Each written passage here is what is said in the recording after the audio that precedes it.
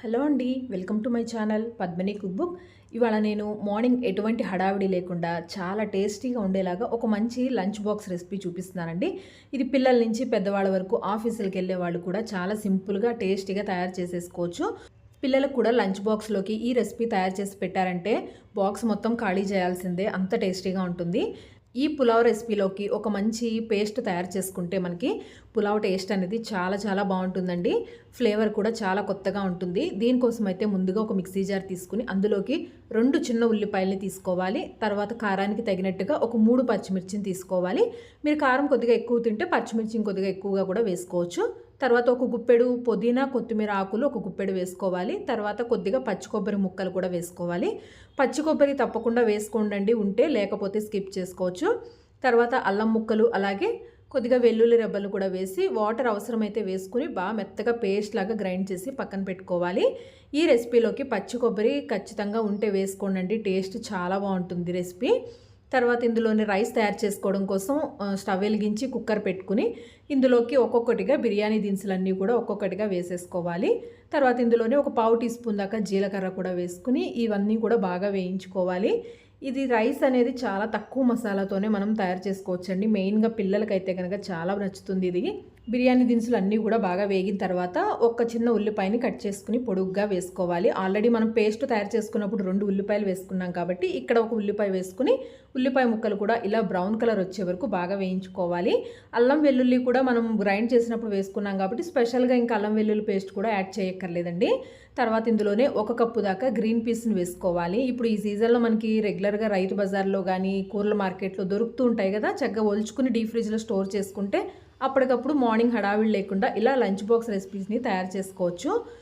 Green పీస్ని కూడా వేసుకుని మనం ముందుగా తయారు చేసుకున్న పేస్ట్ కూడా వేసుకుని ఒక పావు టీ స్పూన్ దాకా పసుపు వేసుకుని మంటని ఒక్కసారి మీడియం ఫ్లేమ్లో పెట్టేసి ఇందులో వాటర్ మొత్తం అంతా కూడా ఇంకిపోయి ఈ గ్రేవీ అంతా కూడా కొద్దిగా దగ్గర పడే వరకు ఉడికించుకోవాలి. చూసారు కదా, ఎక్కడ కొద్దిగా వాటర్ అనేది కూడా లేకుండా బాగా ఇలా వేయించుకోవాలండి. ఇలా కంప్లీట్గా వేగిన తర్వాత నానబెట్టుకున్న బాస్మతి రైస్ని వేసుకోవాలి.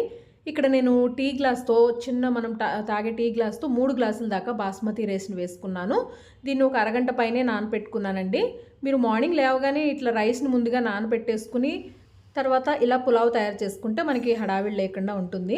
ఈ రైస్ని కూడా వేసుకుని 1 నిమిషం పాటు ఈ ఫ్లేవర్స్ అన్నీ కూడా ఈ రైస్కి బాగా పట్టేలాగా 1 నిమిషం బాగా వేయించుకోవాలండి.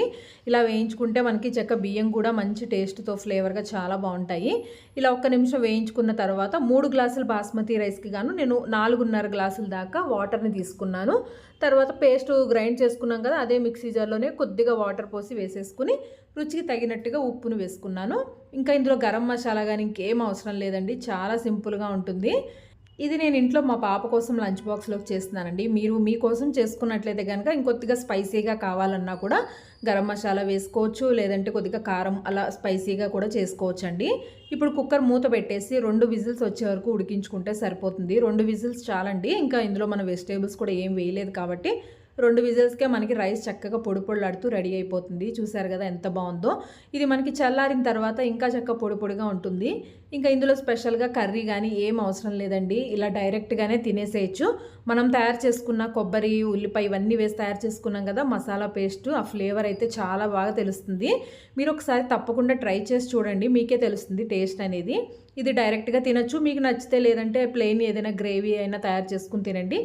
ఇక్కడ చల్లారిన తర్వాత పులావ్ చూసారు కదా పొడి పొడిలాడుతూ ఎంత బాగా వచ్చిందో. ఇలా ప్లేట్లోకి తీసుకుని సైడ్ డిష్గా దీంట్లోకి పెరుగుతో తినచ్చు, లేదంటే రైతా ఏదైనా చేసుకుని తినచ్చు.